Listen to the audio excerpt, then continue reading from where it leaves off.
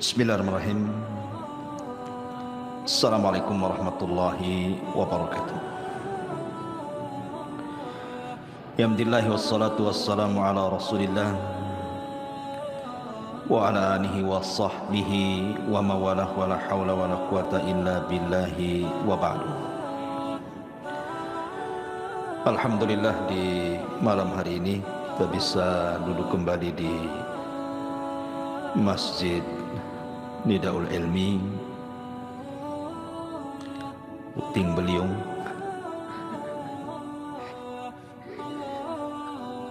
Salawat dan juga salam hadiahkan kepada Rasul kita Nabi besar Muhammad sallallahu alaihi wasallam. Biasa kita mengkaji kitab sirah dari Rahiqul Makhtum. Khusus malam ini kita akan membahas tentang beberapa dosa yang dianggap remeh manusia, bahkan tidak disadari bahwa itu sebuah dosa.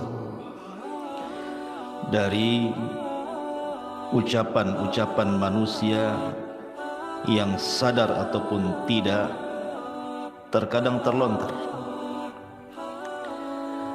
Dan ini banyak di masyarakat sehingga kita harus luruskan. Karena dosa lisan itu berbeda dengan dosa-dosa yang lainnya. Kata Nabi sallallahu alaihi wasallam, "Ma aktsaru ma yudkhilun nara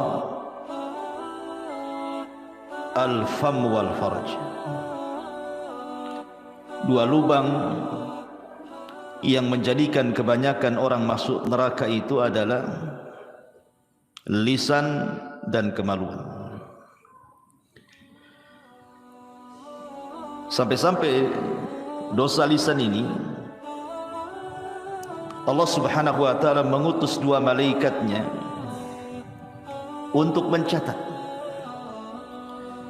Allah Subhanahu wa ta'ala berfirman, "Ma yalfidu min qaulin illa ladaihi raqibun atid." Tidaklah ucapan manusia ketika terucap itu semua dicatat oleh malaikat raqib dan atid, sampai dikirim dua malaikat untuk mencatat semua yang keluar dari lisan ini. Bahkan terkadang manusia dimasukkan ke neraka itu bukan karena banyak bicara. Boleh jadi mungkin satu kalimat yang dikeluarkan, tapi satu kalimat ini mengandung kemurkaan Allah Subhanahu wa ta'ala, itu sudah cukup memasukkan ia ke dalam neraka. Sebagaimana hadis Nabi sallallahu alaihi wasallam, "Wa innal 'abda la yatakallamu bil kalimati min sukhtillahi la yulki laha balan yahwi biha fi nari jahannam." Sungguh ada seorang hamba, kata Rasul, mengucapkan satu kalimat. Lihat, bahasa Rasul satu kalimat, bukan berkalimat-kalimat. Tapi dalam satu kalimat ini terkandung kemurkaan Allah. Hebatnya, dia ucapkan tanpa sadar. Bukan dengan kesadaran dia ucapkan, tanpa sadar pula dia ucapkan.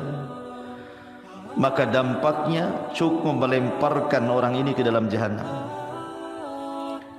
Wajar kalau Nabi sallallahu alaihi wasallam mengatakan kepada Mu'ad, "Thaqilatka ummuka ya Mu'ad, wa hal yakubbun nas fi nari ala wujuhihim aw ala manakhirihim illa hasaidu alsinatihim." Celaka dirimu hai Mu'ad,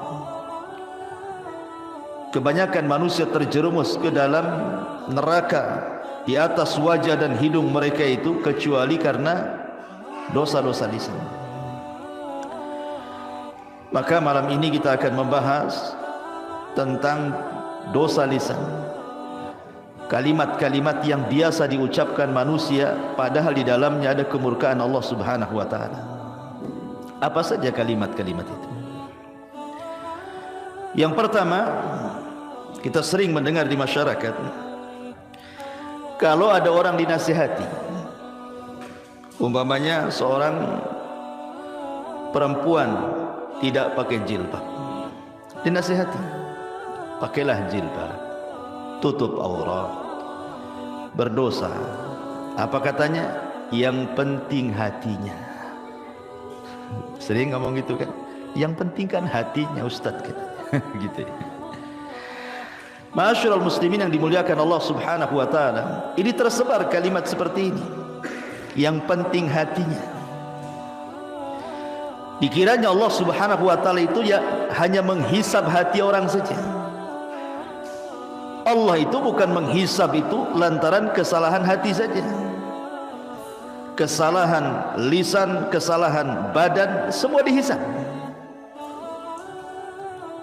Makanya dalam hadis yang masyhur Nabi SAW mengatakan, innallaha la yanzuru ila ajsamikum wala ila suwarikum walakin yanzuru ila qulubikum wa a'malikum. Allah memang tidak memandang bentuk tubuh kalian ataupun tidak memandang wajah-wajah kalian, tapi yang Allah pandang dua. Pertama hati, dan yang kedua amalan. Amalan ini mencakup badan dan lisan. Maka hati-hati kalau ngomong yang penting hatinya itu. Karena yang dihisab itu bukan hanya sekedar hati, saya ulangi, tetapi juga anggota badan dan juga lisan. Tadi hadis yang saya sebutkan, wa innal abda la yatakallamu bil kalimati min sukhtillahi la yulki laha balan yahwi sahibuha fi nari jahannam wa fi riwayatin tahwi bihi sab'ina kharifan finnar. Seorang hamba mengucapkan satu kalimat. Kalimat pakai apa? Pakai hati, pakai lisan. Kalimat itu dia ucapkan tanpa sadar. Rupanya kalimat itu mengandung kemurkaan Allah Azza wa Jal, cukup memasukkan dia ke dalam jahannam. Dalam riwayat dilemparkan ke dalam neraka jahanam sedalam 70 tahun.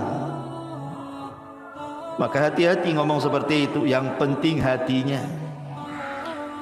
Orang yang ngomong yang penting hatinya pun belum tentu hatinya baik kan.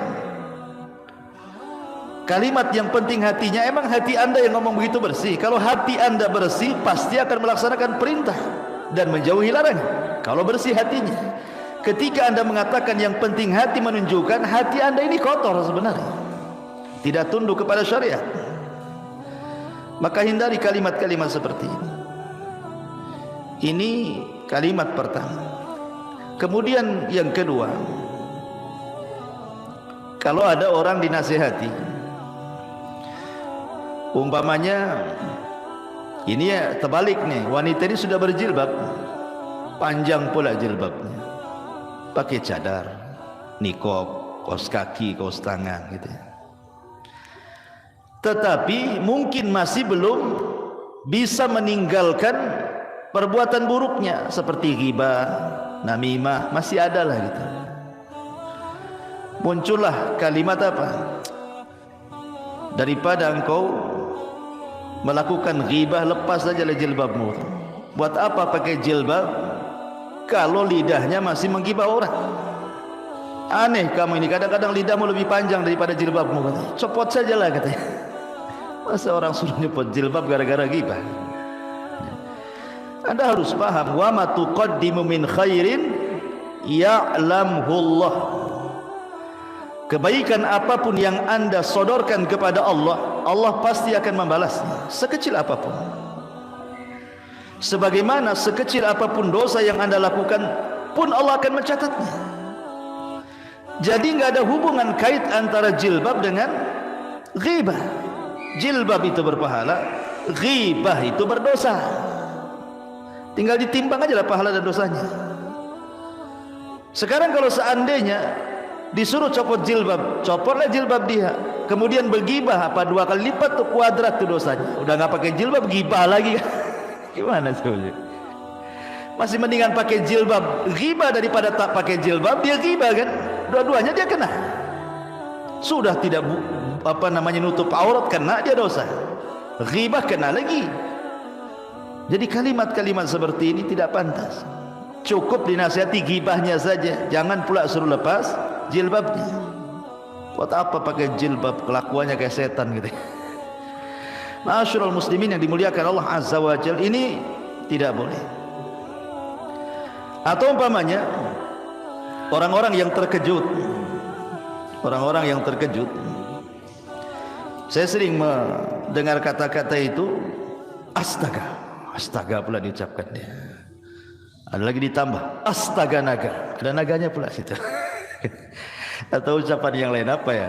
Jangkrik, jangkrik pula keluar. Ada orang-orang yang terkejut itu, aneh-aneh dia diucapkan. Harusnya, atau mungkin terkadang ya, orang ini salah mengucapkan niatnya baik. Ketika terkejut itu, harusnya dia mengucapkan subhanallah, dia katakan masya Allah. Harusnya mengatakan masya Allah, dia ucapkan pula subhanallah. Maksudnya apa? Kalimat subhanallah ikhwan itu artinya maha suci Allah. Seharusnya ucapan subhanallah ini diucapkan kapan? Ketika mendengar keburukan atau melihat sesuatu yang antum tidak suka. Jadi kalau antum melihat keburukan di hadapan antum tidak suka, atau mendengar keburukan, antum ucapkan subhanallah. Tapi kalau antum melihat kebaikan, kebaikan di hadapan antum atau kabar yang baik, katakan masya Allah. Ini terbalik kan antum? Wow, kalau mantap subhanallah, masya Allah. Ya. Begitu juga ketika terkejut, terkejutnya karena apa? Kalau terkejutnya karena sebuah keburukan, lupa, ya, tertinggal sesuatu di rumah, itu kan keburukan namanya. Katakan subhanallah, lupa tadi. Nah gitu ya. Atau umpamanya antum ngutangi orang, nggak bayar-bayar, udah lupa dengan dia, tahu-tahu bawa uang 1 koper, nih saya bayar, kan senang tuh, masya Allah. Gitu. Jadi terkejutnya itu jangan pakai bahasa-bahasa lain. Ya, bahasa-bahasa terkadang naudzubillah, saya pernah mendengar orang-orang awam itu kalau terkejut pula bahasa-bahasa jorok yang dikeluarkan. Bahasa-bahasa jorok yang dikeluarkan. Ini akan dihisab pada hari kiamat. Jangan. Ya, walaupun astaga, astaga ini apa? Bahasa apa astaga? Bahasa apa astaga? Hah? Tahu bahasa apa? Bahasa Melayu kan? Enggak ya? Mungkin astagfirullah disingkat jadi astaga gitu ya. Maksudnya astagfirullah disingkat jadi astaga gitu. Masya Allah ya. Ma'asyiral muslimin yang dimuliakan Allah Azza wa Jalla. Atau mungkin bahasanya halus ikhwan. Bahasanya halus. Tapi hakikatnya di dalamnya tidak layak diucapkan. Contoh umpamanya, ada orang melihat musibah, orang terkena musibah, ya. Mungkin kemalangan, mungkin anaknya mati, keluarganya ada yang mati gitu, pokoknya musibah lah. Dan kita kasihan dengan dia, karena melihat musibah yang dideritanya, kita kasihan pula sama dia. Akhirnya dia ngomong gimana coba? Nggak layak orang seperti itu dapat musibah. Kasihan katanya. Nggak boleh kawan ngomong seperti ini. Layak tidak layak dalam mendapatkan musibah itu Allah yang menentukan. Antum kira apa semua musibah itu jelek? Tidak. Terkadang musibah itu untuk mengangkat derajat. Karena Nabi SAW yang mengatakan dalam hadis, ma yusibul muslim, ma yusibul mu'min min syaukatin wa ma fawqaha illa rafa'ahu Allah. Tidaklah sebuah musibah menimpa seorang mukmin, apakah tertusuk duri atau mungkin di atas itu, terkadang Allah sengaja mengangkat derajatnya. Maka dulu ada orang soleh, dia tidak punya anak kecuali satu. Orang soleh ini tidak punya anak kecuali satu, dan dia sangat mencintai anaknya. Jadi Allah takdirkan anaknya meninggal. Anaknya meninggal, kemudian dikebumikan ke pekuburan. Jadi murid-muridnya orang saleh ini murid-muridnya orang soleh ini tiba-tiba berteriak dan mengatakan, ya Rabb, kenapa mesti anak guru kami yang soleh ini yang meninggal? Kenapa enggak kami saja? Katanya. Kenapa enggak kami saja? Maka orang soleh ini marah dan mengatakan, apa yang kalian katakan? Kalian itu sudah menentang Al-Quran. Kemudian dia membacakan ayat di dalam surah Al-Baqarah, wa ma min musibatin innalillahi, itu gimana ayatnya? Alladzina idza asabahum musibatun qalu innalillahi wa inna ilaihi rajiun. Harusnya kalian mengucapkan innalillahi wa inna ilaihi rajiun, bukan mengucapkan seperti itu. Kenapa enggak aku saja? Kenapa mesti dia, kan? Kalimat seperti ini, ikhwan, ada kalimat halus, seolah-olah orang ini menuduh Allah Subhanahu wa ta'ala apa? Zalim. Menuduh secara tidak langsung, mengatakan Allah zalim sama orang itu. Allah tidak zalim.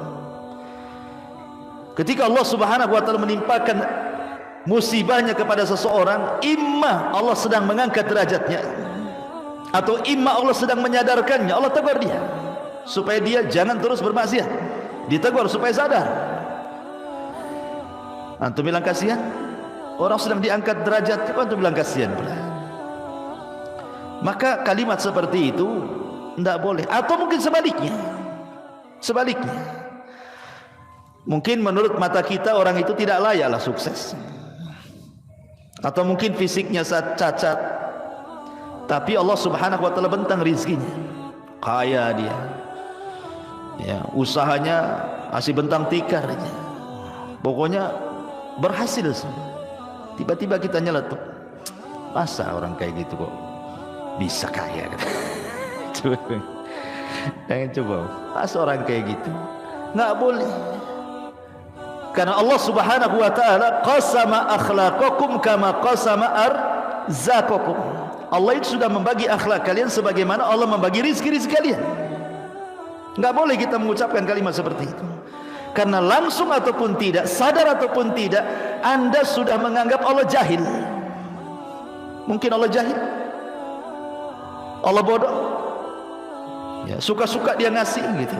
Enggak, Allah ketika memberikan rizki tahu sesuai dengan kemaslahatan hamba itu. Kan Allah yang ciptakan kita. Kalau Allah memberikan rizki itu, Allah paham dengan ilmunya. Kenapa kita kemudian mengatakan seperti itu? Tidak boleh. Karena kalimat seperti ini ada rahasia-rahasia yang tidak bagus, ya, seolah-olah Allah Subhanahu wa ta'ala jahil, tidak paham. Terkadang ikhwan, ada orang-orang itu sengaja Allah Subhanahu wa ta'ala berikan kekayaan. Lau afqartuhu, kata Rasul dalam hadis qudsi, kalau seandainya aku fakirkan dia, la afsadat fi dini, boleh jadi dia rusak agamanya. Atau ada di antara hamba itu, laman yasluhu illa al-faqr, lau agnaituhu la afsadat fi dini.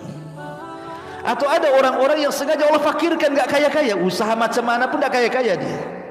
Sebab kata Allah dalam hadis qudsi, sebab kalau aku buat dia kaya, makin rusak agamanya. Allah maha paham ya apa yang diberikan. Tidak boleh kita ngomong seperti itu.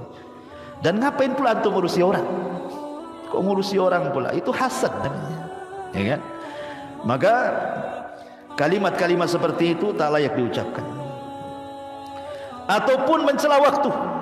Nah, ini yang sering, ya, sial banget hari ini. Nah, sering antum dengar itu? Sial banget hari ini. Ataupun mengatakan, pamannya antum diajak pesepak bola hari Rabu pula, ya, kemudian mengatakan, kalau Rabu pasti antum kalah. Jadi kekalahan dinasabkan ke hari Rabu, ya, atau hari Senin gitu ya. Atau orang-orang Jawa gitu ya, ada sebagian mereka yang masih meyakini bulan Suro itu bulan petaka. Kalau datang bulan Suro, aduh ini bulan penuh petaka ini katanya. Bulan Suro dibilang petaka gitu ya. Tidak boleh.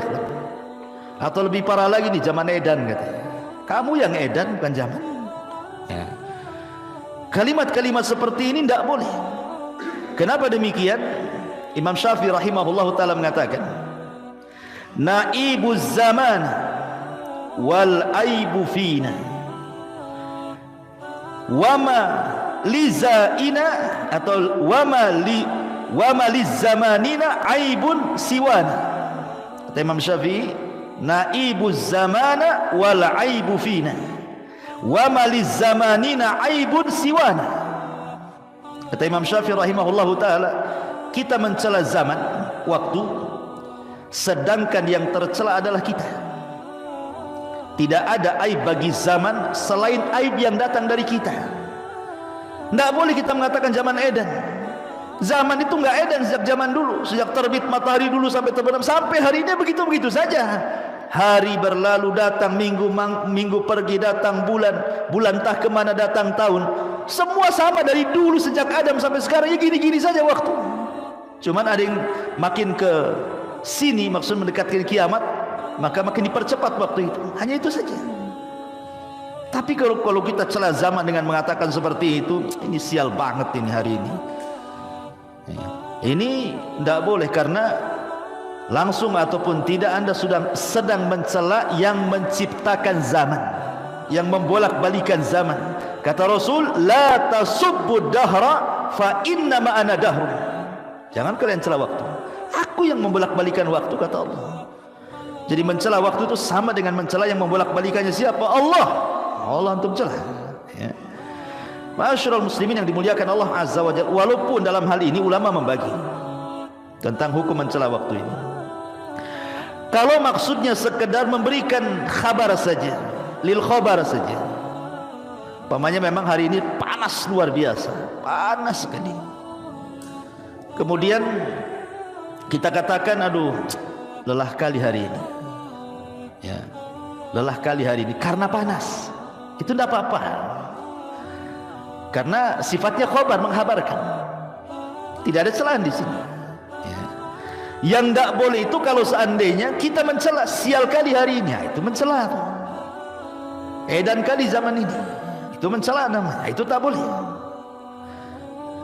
Atau yang ketiga bisa jatuh kepada syirkul akbar. Kalau yang tadi mencela zaman bisa saja masuk kepada syirkul asghar atau haram. Tapi kalau dia mencela zaman atau meyakini zaman itulah yang membawa petaka, maka ini bisa syirkul akbar. Karena zaman itu tidak bisa apa-apa oleh yang putar. Ya. Menasabkan peristiwa kepada zaman itu salah. Ini juga di antara ucapan yang sering diucapkan manusia. Atau umpamanya berandai-andai. Di masyarakat kan suka tuh ngomong berandai-andai itu. Tapi bukan untuk lil khabar, bukan karena khabar menghabarkan, atau bukan karena sebuah nikmat, bukan. Kalau untuk khabar dan nikmat tidak ada masalah. Contoh umpamanya, seandainya kamu datang kemarin, wah, kami masak-masak nasi kebuli. Nah, itu tidak apa-apa, ngasih kabar, ya kan, nggak ada masalah kan, ya. Atau umpamanya dia berandai-andai, andai aku seperti dia, kaya, aku pun sama lah mau haji, nggak ada masalah, ya. Tapi kalau andai-andainya itu sudah nyerepet takdir, cobalah anakku nggak keluar hari ini, nggak ketabrak lah dia. Nah, ini kan nggak boleh ngomong gini. Karena tidak ada urusan keluar dengan tidak keluar dengan soal kematian. Karena kematian itu memang sudah antrian. Kalau sudah waktunya, la yastakhiruna sa'atan wa la yastaqdimun. Pasti tepat waktunya, enggak mungkin mundur, enggak mungkin maju kan. Walaupun anak Anda enggak keluar, pasti mati. Entah kepleset, entah apa di rumah kan. Jadi enggak ada urusan kematian dengan keluar atau tidak keluarnya. Maka mengandai-andai seperti ini tidak boleh. Atau juga yang tidak sadar kadang-kadang mengatakan umpamanya, kalau bukan karena dokter ini, anak saya mungkin lewat lah. Bayangkan, Allah tidak disisakan, Allah kemana? Kenapa mesti dokter itu yang seolah-olah mengobati anak? Bila kemana Allah? Padahal Allah mengatakan, wa idza maridtu fahuwa yashfin. Kata Ibrahim, kalau aku sakit Allah yang menyembuhkan. Walaupun maksudnya sebenarnya dia yakin Allah yang menyembuhkan lewat perantara dokter, tapi kata-katanya itu yang masalah itu syirkul asghar namanya, tidak boleh. Apalagi kalau diyakini dokter itu yang menyembuhkan, syirik besar lagi dia. Nah, ini kalimat andai-andai ini bahaya. Andai saya hendak ke sana, tentu nggak akan terjadi seperti ini. Coba saya tadi jalan pulang nggak lewat sini, nggak jatuhlah sini lubang. Nah, itu kan andai-andai kayak gini bahaya. Ya. Andai dulu aku tak nikah sama kamu, tapi nikah sama dia, udah sakinah mawaddah saya. Nggak boleh ngomong kayak gitu. Ya. Itu sudah takdir Allah Azza wa Jalla. Terima antum. Karena Nabi sallallahu alaihi wasallam yang mengatakan dalam hadis Nabi sallallahu alaihi wasallam, ihris ala ma yanfa'u wasta'in billah wa la ta'jas wa in asabaka syai'un fala taqul law fa'altu kadza lakana kadza fa inna law taftahu amal syaitan. Kata Nabi SAW, semangatlah untuk mencari yang manfaat untuk kamu, tambatkan pertolongan kepada Allah, jangan lemah. Tapi kalau menimpa musibah kepadamu, jangan berandai-andai dengan mengatakan lau seandainya, andai kata, bila mana, ya kurang lebih itu kalimat-kalimat seperti itu. Kalau aku tidak melakukan andai kata aku tidak begini, tentu tidak begitu. Andai kata aku begini, tentu begitu. Nah, itu tidak bisa. Karena andai-andai ini adalah pintu daripada pintu setan. Lalu apa yang harus diucapkan? Walakin kul qaddarallahu wa ma syaa fa'al. Katakan takdir Allah semua. Nah, ini menyangkut takdir masalahnya. Sudah katakanlah ini sudah qadar Allah, selesai. Tenang. Sebab kalau kita sandarkan semua kepada takdir, hilang kesedihan di dada. Tapi kalau dikaitkan dengan andai-andai, makin sakit hati.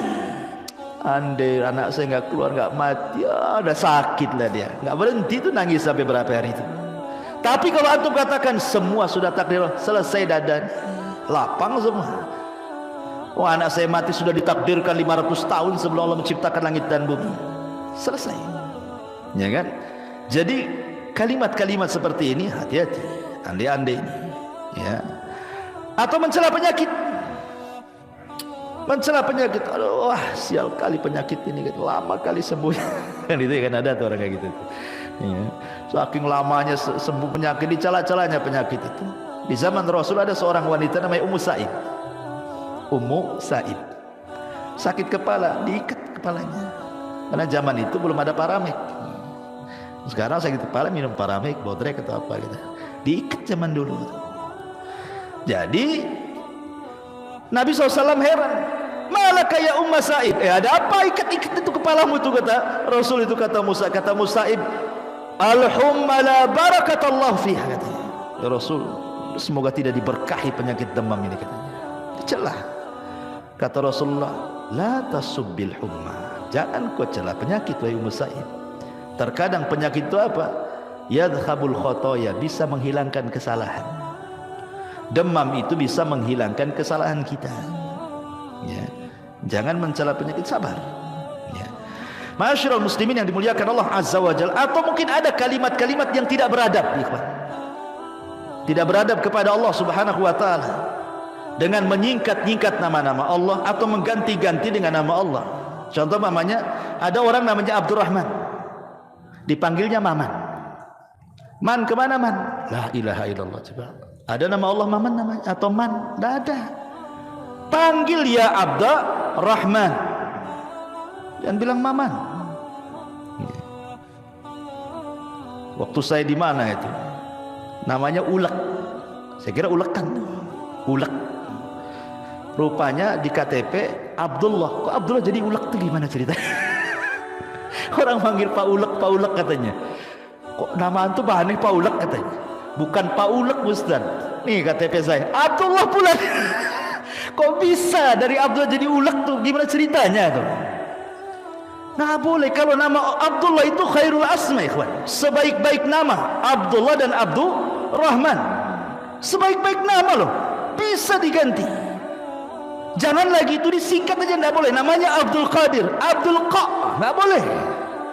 Teruskan Qadir, Abdul Qa pula. Namanya Abdul Qadir. Ini tidak beradab kepada Allah namanya. Nama bagus-bagus dikasih orang tuanya, antum pula panggil jelek-jelek gitu. Ya. Abdurrahim jadi Mimin katanya. Kok jadi Mimin pula Abdurrahim itu? Jadi tidak boleh. Kadang-kadang orang itu tidak beradab kepada Allah. Tidak boleh, kawan. Panggil sesuai dengan namanya. Abdullah, ya Abdullah, ya Abdurrahman, ya Abdurrahim, ya Abdul Ghafur. Begitu. Ya. Jangan Abdul Ghafur pur. Repot. Ghafur. Bilang fur, jangankan soal yang seperti ini. Yang lebih kecil daripada itu di zaman Rasul itu ada namanya Hani ibn Kindi. Namanya Hani, sahabat ini. Tapi banyak kaumnya itu kalau ada masalah datang kepada dia dan minta diselesaikan masalahnya. Dan kepiawaian dia mampu pula dia mendamaikan orang bermasalah itu. Jadi kabilahnya kalau ada masalah mesti datang ke dia, mesti datang ke dia dan selalu berdamai. Jadi orang-orang kabilah itu menyebutnya ya Abul Hakam. Namanya Hani ibn Kindi, tapi disebut ya Abul Hakam. Ingat Rasul mengatakan apa? Innallaha huwal hakam wa ilaihil hukm. Allah lah hakam, semua hukum kembali kepada dia. Abul Hakam itu bapak pemutus masalah. Hakam itu artinya. Maka suatu ketika berjumpa dengan Rasulullah, bercerita oleh dia, Rasul, kaumku apabila berselisih mereka datang kepadaku, aku pun berhukum dan mereka pun ridho dua-duanya. Maka orang-orang menyebutnya Abul Hakam. Kata Rasul, apakah kamu punya anak? Ya, punya anak. Berapa? 3. Laki-laki, semua laki-laki. Siapa namanya? Pertama Syureh, yang kedua Muslim, yang ketiga Abdullah. Kata Rasul, anta Abu Syureh, bukan Abul Hakam. Diganti sama Nabi. Karena hakam tidak boleh. Hakam itu milik Allah. Ya. Masyarul muslimin yang dimuliakan Allah Azza wa Jalla. Intinya bahwa tolong beradab, berakhlak kepada Allah. Kalau panggil-panggil nama itu jangan asal panggil. Apalagi itu nama baik. Nama yang menyangkut nama-nama Allah Subhanahu wa taala. Atau ucapan sebagian dokter. Ucapan sebagian terapis kesehatan. Hati-hati Pak Edi nih, suka obati orang nih. Ini kalau gimana dok, pasien dok? Ya kami ini hanya berusaha, sisanya diberikan sama Allah. Coba Allah kasih sisa pula. Sisanya kepada Allah. Dari awal sampai akhir Allah yang nyembuhkan, nggak ada sisa-sisa. Masa Allah disisain di mana? Seolah-olah antum yang paling berjasa, Allah pula sedikit sisanya. Akalnya di mana coba? Ya, padahal Allah Subhanahu wa taala jelas-jelas mengatakan kul innal amra kulluhu lillah. Katakan semua perkara itu milik Allah dari awal sampai akhir. Kalau bahasanya mungkin begini, ya saya sih cuma usaha, tapi semuanya saya serahkan kepada Allah. Nah, itu kan bagus tuh. Ini enggak, saya sih ya saya akan usahakan, sisanya saya kasih Allah. Allah disisain dulu. Hati-hati nih yang tukang obat-obat ini. Taib. Ini juga masalah. Kemudian juga yang banyak di masyarakat itu menyangkutkan masyiah kepada takdir. Ya, sya'atil aqdar bahasa Arabnya. Mungkin bahasa kitanya ya. Ya semua atas kehendak takdir. Semua atas kehendak takdir. Ya kalau takdir berkehendak ya jadilah katanya. Takdir ini makhluk Allah. Masa antum kemudian meletakkan masyiah kepada makhluk? Lanjutkan kata-katanya, semua atas takdir Allah. Allahnya jangan tinggal. Jangan dinasabkan kepada takdir saja. Jadi harus dipahami di sini, takdir kan makhluk Allah. Allah yang kemudian memerintahkan untuk mencatat, dicatat di Lauhil Mahfuz. Lauhil Mahfuz makhluk Allah.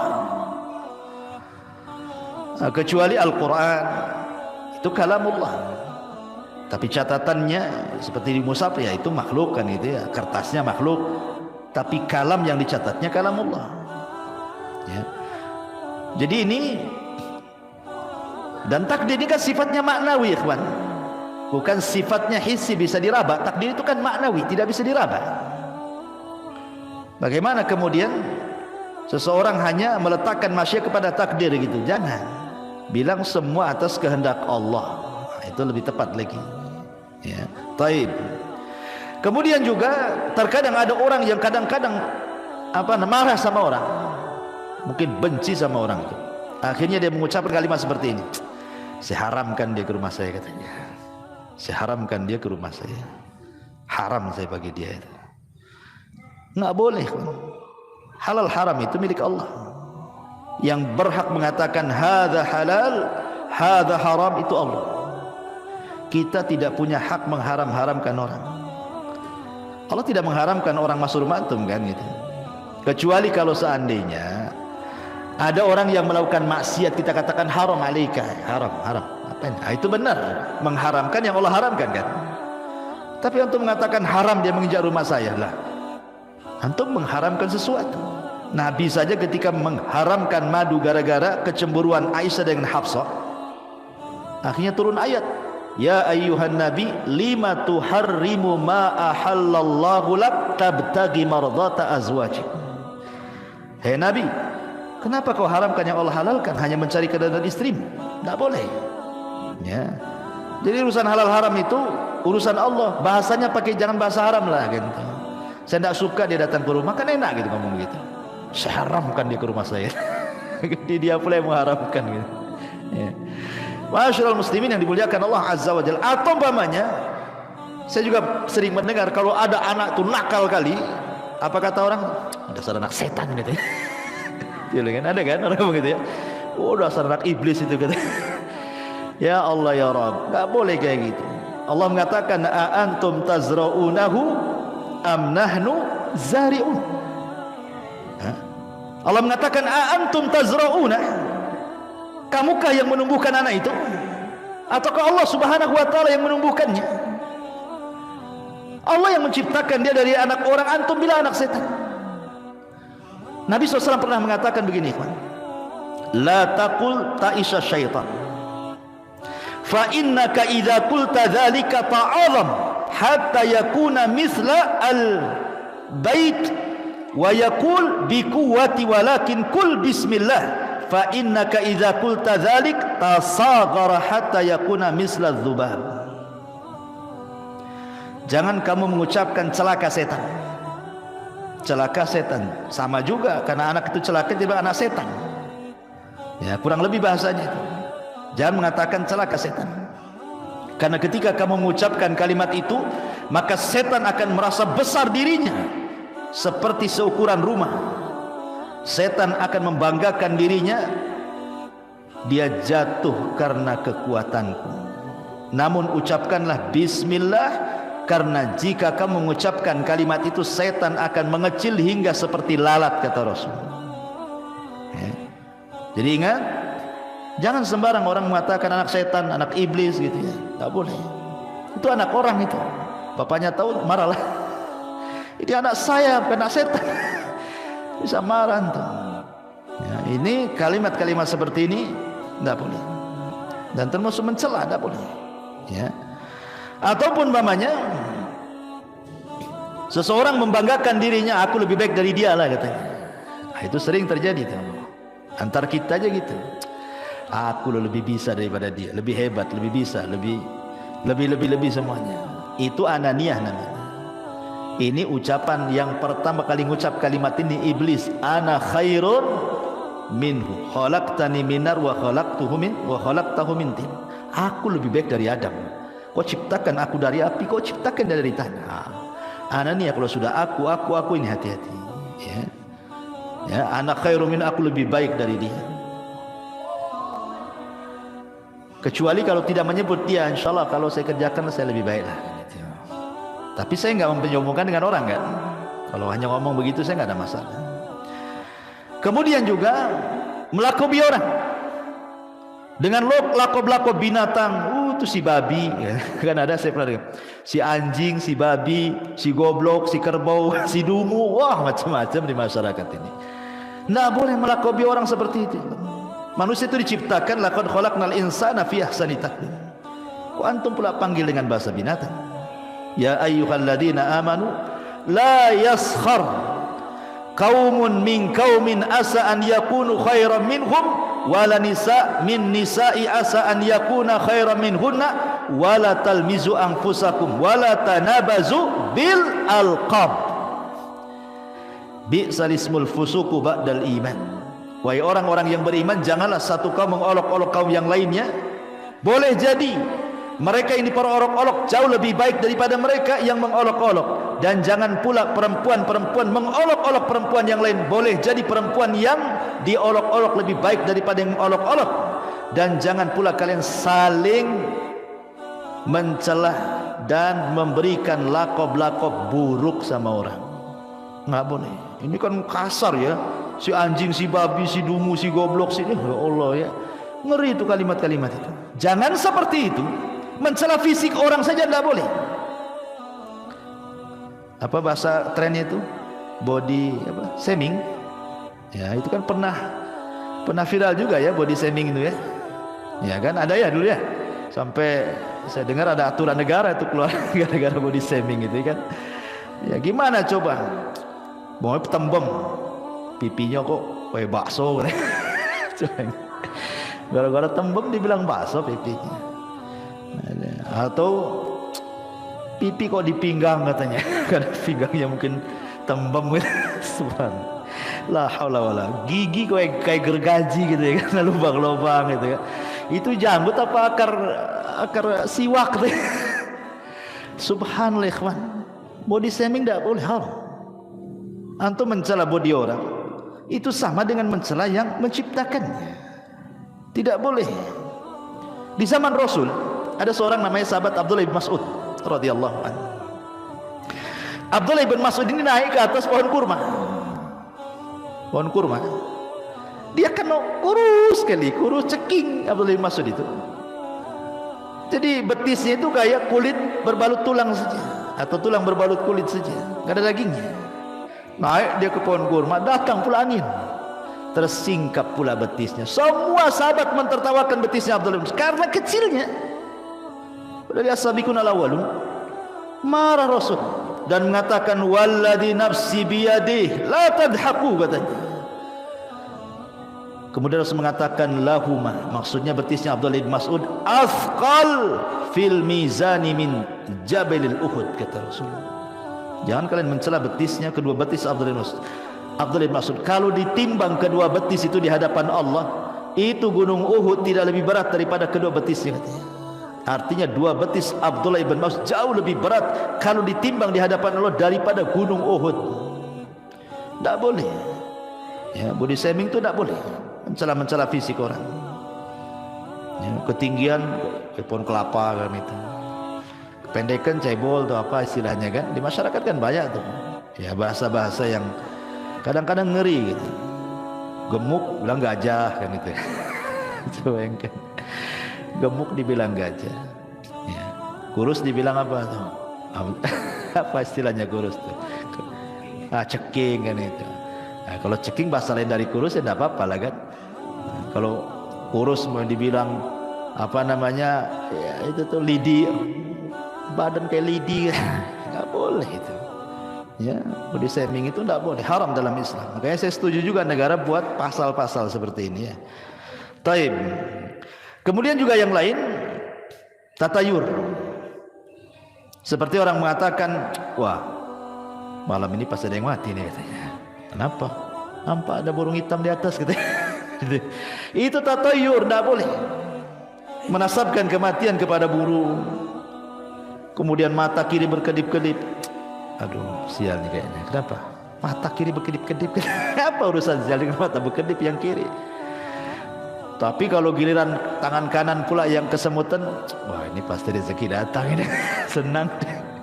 Tidak boleh, ini namanya tatayur. Tatayur itu tidak boleh. Atiyaratu syirkun, atiyaratu syirkun, atiyaratu syirkun, kata Rasul. 3 kali Rasul mengatakan tatayur itu syirik, syirik, syirik. Tidak boleh menasabkan sesuatu kepada benda atau menganggap sial ataupun untung kepada sesuatu yang dilihat, didengar, dimimpikan. Kadang-kadang mimpi jelek dibilang dapat musibah. Mimpi jelek dari setan. Kalau mimpi jelek dari setan artinya tidak mungkin terjadi. Jangan dipikirin. Gara-gara orang stres, ada orang stres gara-gara mimpi buruk. Takut tertimpa musibah. Enggak. Mimpi buruk itu hanya sekedar mimpi, tidak mungkin terjadi dalam kehidupan nyata. Karena itu datang dari setan. Lain kalau mimpi baik datang dari Allah. Boleh diceritakan, dapat takwil bagus, mudah-mudahan diaminkan, dapatlah apa yang dicita-citakan, kan itu.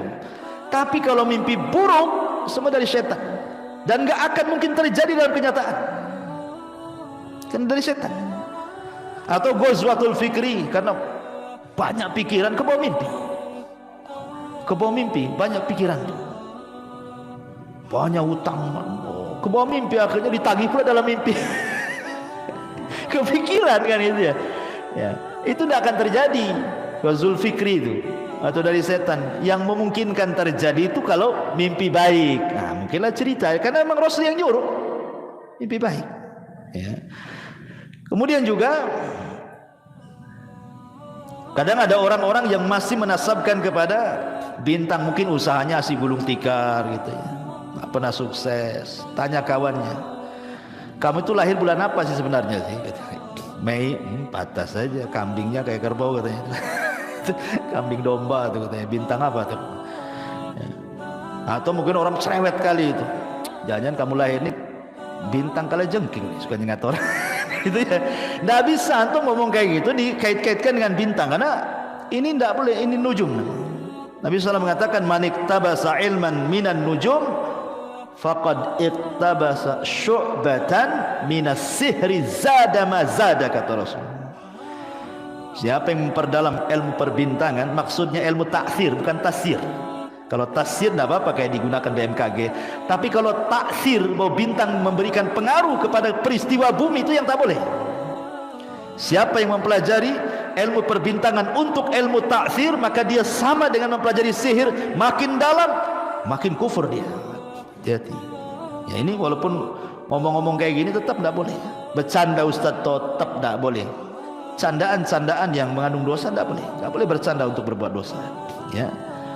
Atau yang lebih parah lagi, kalau di Batam masih nggak tahu ya, masih ada tuh. Kalau di kampung masih ada lah.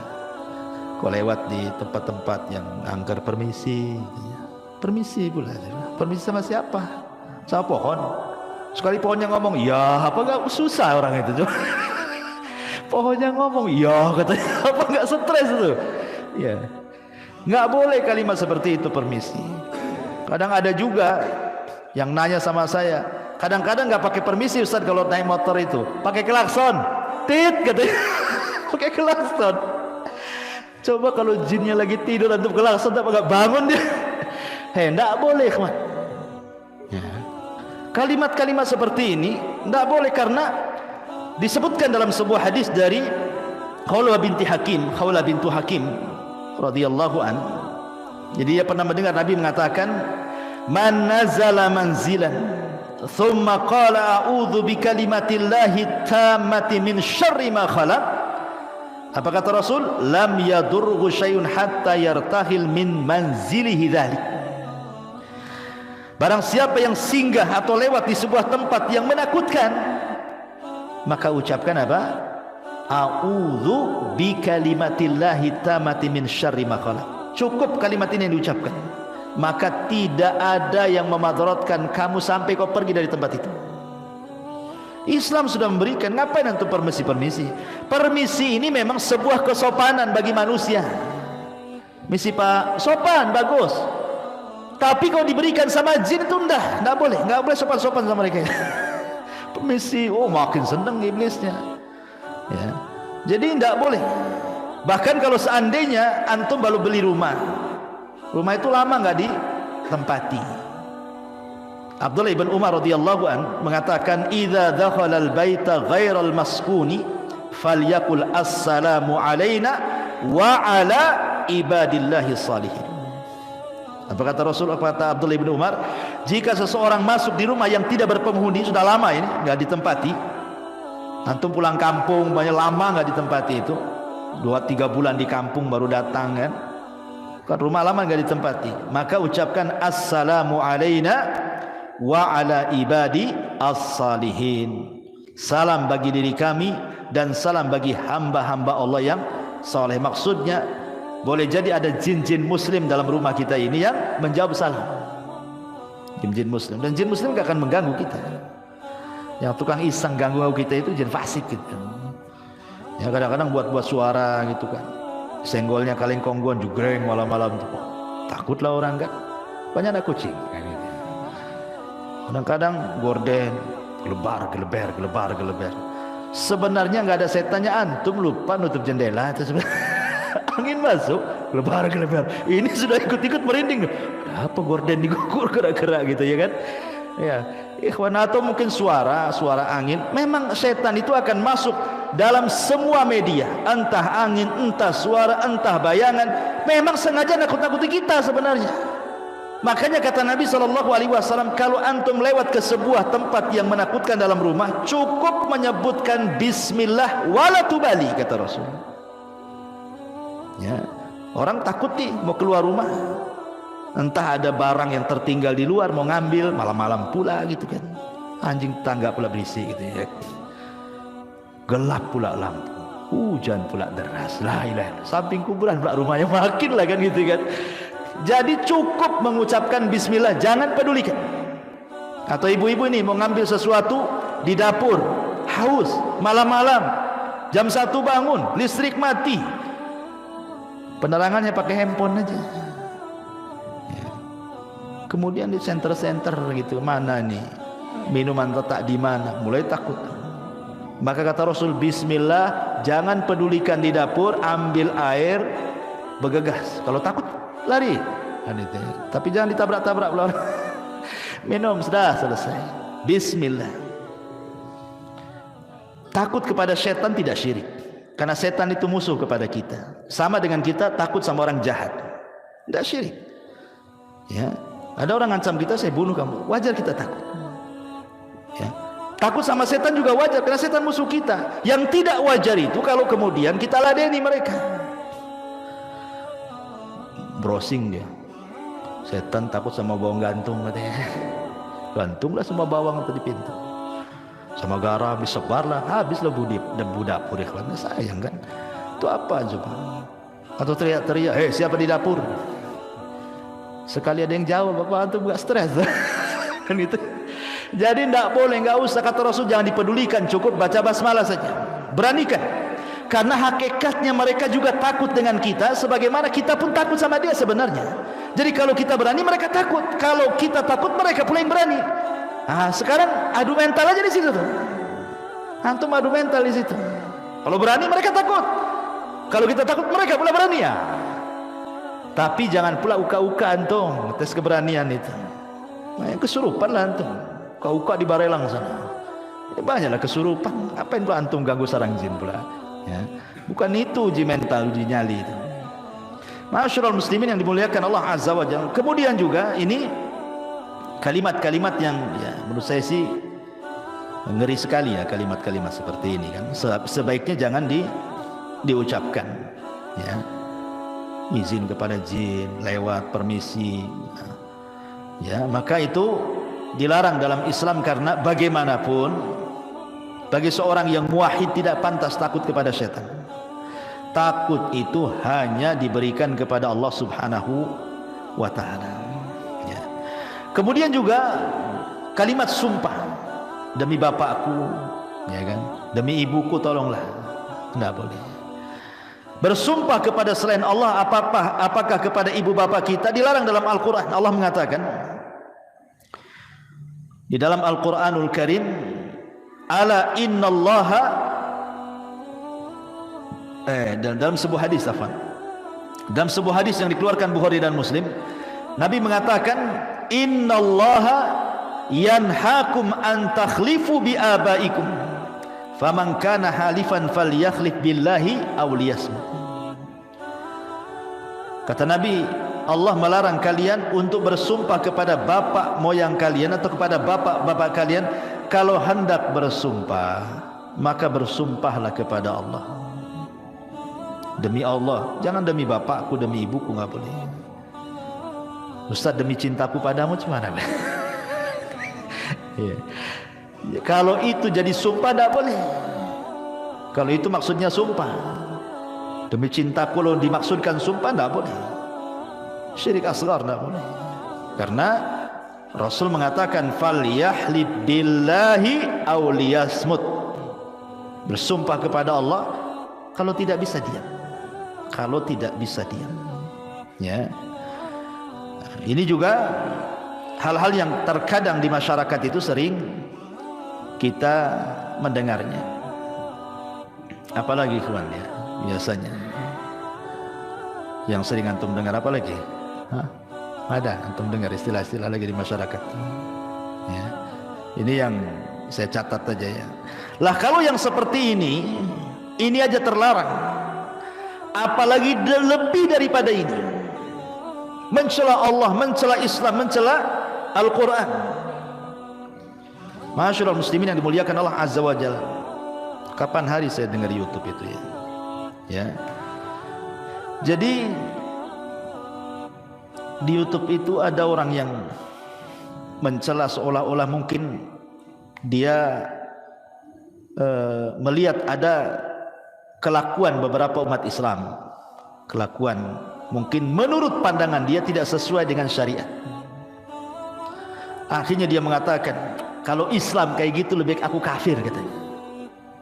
Ini enggak boleh kawan kalimat ini. Masa mendoakan kekafiran seperti itu? Enggak boleh. Seolah-olah kemudian mengeneralisir semua orang kayak dia kan itu. Ya kalau memang dia saja salahkan. Jangan kalau Islam kayak dia enggak akan saya masuk Islam, saya kafir aja katanya. Sampai kemudian mengatakan sejak kapan Nabi Muhammad itu agamanya Islam tuh? Otak di mana otaknya di dengkul gitu ya. Masyaallah muslimin yang dimuliakan Allah Azza wa Jalla. Kok bisa dia mengatakan seperti itu? Liberal, pemahaman liberal dengan mengatakan mana sejak kapan Nabi Muhammad itu Muslim? Bukan liberal, maunya itu menyamakan semua agama kan begitu. Allah mengatakan faqulu syahadu bi anna muslimun. Faqulu syahadu bi anna muslimun. Katakan saya ini muslim, berserah diri itu artinya. Karena Islam itu artinya berserah diri. Ya. Dan makna Islam itu salah satunya apa? Bara'atu minasyirki wa ahli. Berlepas dari kesyirikan dan para pelakunya. Kalau semua agama sama, tidak sama. Karena di antara makna Islam itu adalah bara'atu minasyirki wa ahli. Berlepas dari kesyirikan dan para pelakunya. Sekarang Nasrani, di mata kita mereka musyrik. Karena menyatakan Isa itu Tuhan, menyekutukan kan. Yahudi kita katakan bukan hanya kafir juga gitu. Ada bau-bau musyrik yang mengatakan Uzair itu anak Allah. Allah mengatakan qul huwallahu ahad, Allahus samad. Lam yalid wa lam yulad wa lam yakul lahu kufuwan ahad. Allah yang mengatakan lam yalid wa lam yulad, dia pula yalid yulad. Gimana ceritanya? Ya. Jadi ini kalimat-kalimat bisa saja masuk kemunafikan, menghancurkan Islam dari dalam orang kayak gini. Ya. Itu loh yang kribo-kribo tuh. Ya, yang ngomong tuh ya. Masyaallah muslimin yang dimuliakan Allah Azza wa Jalla. Ataupun seseorang mengaku memiliki nasab kepada Nabi, tetapi sebenarnya tidak ada bukti nasab dia kepada Nabi. Saya loh Habib juga loh. Nah, saya Habib, saya ini dari kabilah Asegab atau kabilah apa gitu ya. Nah biasanya kan hanya ngaku saja, nggak ada buktinya. Maka Nabi SAW mengatakan manidda ila ghairi abi wa huwa ya'lam annahu ghaira abihi fal jannatu alaihi haram, kata Rasulullah. Barang siapa yang mengaku nasabnya kepada selain ayahnya padahal dia tahu dia bukan ayahnya, sorga bagi dia haram. Haramkan sorga. Hati-hati. Jangankan itu, orang berdusta dalam mimpi, dia sebenarnya tidak pernah bermimpi, tapi dia berdusta, saya bermimpi begini, padahal nggak pernah bermimpi. Maka Rasul mengatakan itu sedusta-dustanya kedustaan orang yang berdusta dalam mimpinya. Itu saja nggak boleh. Ya. Apalagi kemudian sampai berdusta atas nama Al-Quran, berdusta atas nama hadis dengan meriwayatkan hadis-hadis palsu. Ini bulan Rajab banyak nih, hati-hati nih. Bulan Rajab ini tidak ada ibadah khusus, tidak sholat malamnya, tidak puasa sunnahnya, tidak baca Qur'annya, tidak ada ibadah khusus. Walaupun semua ibadah diberikan pahala besar, maksudnya ibadah rutinitas yang kita lakukan, tapi kalau dikhususkan itu hadisnya kalau tidak maudhu, dhaif. Dhaif dan maudhu antara itu saja. Kata Syekhul Islam Ibn Taimiyah rahimahullahu taala. Tiba-tiba kemudian sekarang banyak berseliweran itu di medsos atau kadang-kadang khatib Jumat yang tidak paham disampaikan pula hadis-hadis palsu.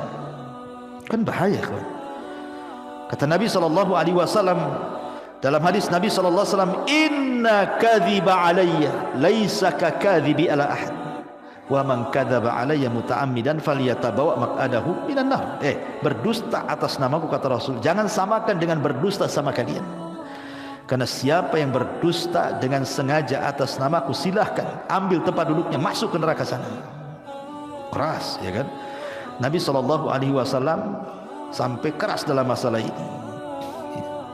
Masyaallah muslimin yang dimuliakan Allah Azza wa Jalla, belum lagi laknat di masyarakat kan banyak sekali mudah-mudah melaknat. Dikit-dikit bilang goblok, dungu, setan, macam-macam, ya kan? Ucapan-ucapan itu makin di orang awam biasa kalimat itu. Tapi kita orang yang sudah ngaji ini takut mengucapkan kalimat itu. Karena Rasul yang mengatakan la yakununa la'anuna wala syuhada yaumal qiyamah. La yakunu la'anun syufa'a wala syuhada yaumal qiyamah. Tukang laknat itu tidak akan dapat syafaat, bahkan tidak akan jadi saksi pada hari kiamat. Diharamkan syafaat bagi dia, naudzubillah. Pada orang di yaumul akhir itu syafaat diperlukan, karena itu yang bisa menyelamatkan. Ini orang pelaknat ini tidak akan dapat syafaat. Berarti hanya satu dapat, rahmat Allah. Dia kalau dapat rahmat, ya, dia bisa selamat. Kalau tidak, habislah dia kan itu. Maka dan banyak lagi lah ini yang bisa saya rangkum dari ucapan-ucapan manusia yang kadang-kadang tidak sadar kita ucapkan. Rupanya di balik itu ada kemurkaan Allah Subhanahu wa taala. Wallahu a'lam, mudah-mudahan ada manfaatnya. Ini yang bisa saya sampaikan. Subhanakallahumma bihamdika asyhadu an la ilaha illa anta astaghfiruka wa atubu ilaik. Allahu taala alam. Assalamualaikum warahmatullahi wabarakatuh.